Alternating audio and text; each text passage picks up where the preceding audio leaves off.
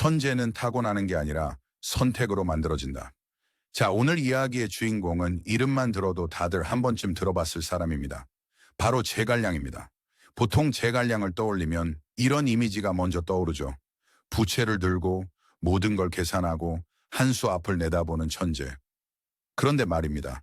제갈량의 인생을 처음부터 끝까지 따라가 보면 이 사람 천재로 살 수 있는 조건은 하나도 없었습니다. 제갈량은 어떤 집에서 태어났을까요?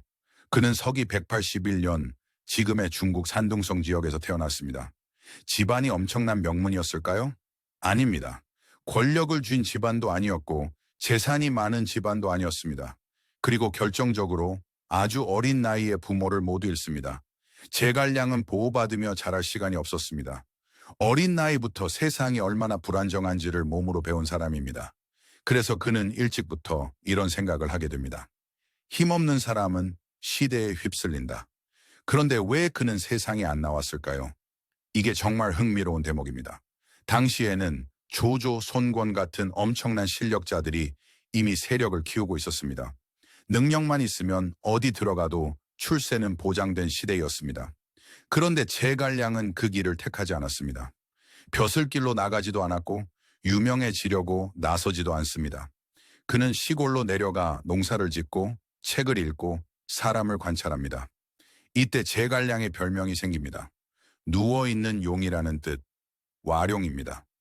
아직 날지 않았을 뿐 때가 되면 날아오를 존재라는 뜻이죠. 그는 능력이 없어서 기다린 게 아닙니다.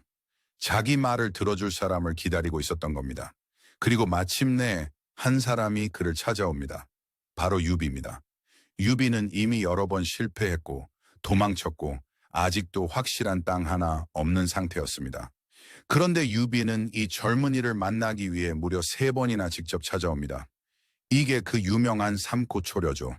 여기서 중요한 포인트는 이겁니다. 유비가 제갈량의 말을 듣겠다고 먼저 고개를 숙였다는 겁니다. 그래서 그가 처음으로 세상에 나올 결심을 합니다. 그가 유비에게 한 말은 정말 간단했습니다. 현재 천하는 하나로 통일될 수 있는 상황이 아닙니다. 그리고 이렇게 말합니다. 그러니 세 나라로 나눠야 합니다. 이게 바로 천하 삼분지계입니다. 북쪽은 조조, 이 동쪽은 손권, 서쪽은 유비. 말로 들으면 단순하지만 당시 상황을 정확히 꿰뚫어 보는 아주 현실적인 전략이었습니다. 이 순간 유비는 확신합니다. 이 사람은 책상 물림이 아니다. 유비가 죽은 뒤 제갈량의 진짜 인생이 시작됩니다. 유비가 세상을 떠난 뒤 총나라는 사실상 제갈량 혼자서 굴러가기 시작합니다.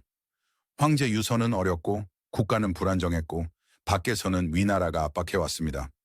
이때 제갈량은 전쟁만 지휘한 게 아닙니다. 사람을 뽑고 세금을 정리하고 군량을 계산하고 외교까지 챙깁니다. 한마디로 말하면 나라의 모든 책임을 혼자 떠안은 사람이었습니다. 북벌은 왜 계속 실패했을까요? 많은 사람들이 묻습니다. 제갈량은 왜 북벌에 실패했을까? 정답은 의외로 단순합니다. 나라의 체급이 달랐기 때문입니다. 사람 수와 땅의 크기, 물자 등 모두 위나라가 압도적이었습니다. 제갈량은 이길 수 있어서 싸운 게 아니라 가만히나 있으면 더 빨리 무너질 걸 알았기 때문에 싸운 겁니다. 제갈량은 어떻게 죽었을까요? 서기 234년 5번째 북벌 도중 제갈량은 오장원에서 쓰러집니다. 칼에 맞은 것도 아니고 적에게 죽은 것도 아닙니다. 과로사에 가깝습니다. 잠도 거의 자지 않았고 밥도 제대로 먹지 않았다고 기록되어 있습니다. 끝까지 자기 몸보다 나라를 먼저 생각한 겁니다. 제갈량은 모든 걸 마친 신도 아니었고 전쟁의 천재도 아니었습니다.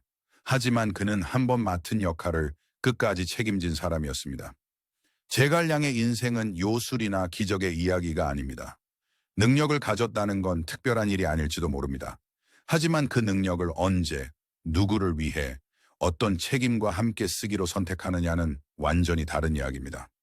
제갈량은 자신이 얼마나 오래 살 수 있는지보다 자신이 맡은 역할을 어디까지 감당할 수 있는지를 먼저 고민했던 사람이었습니다.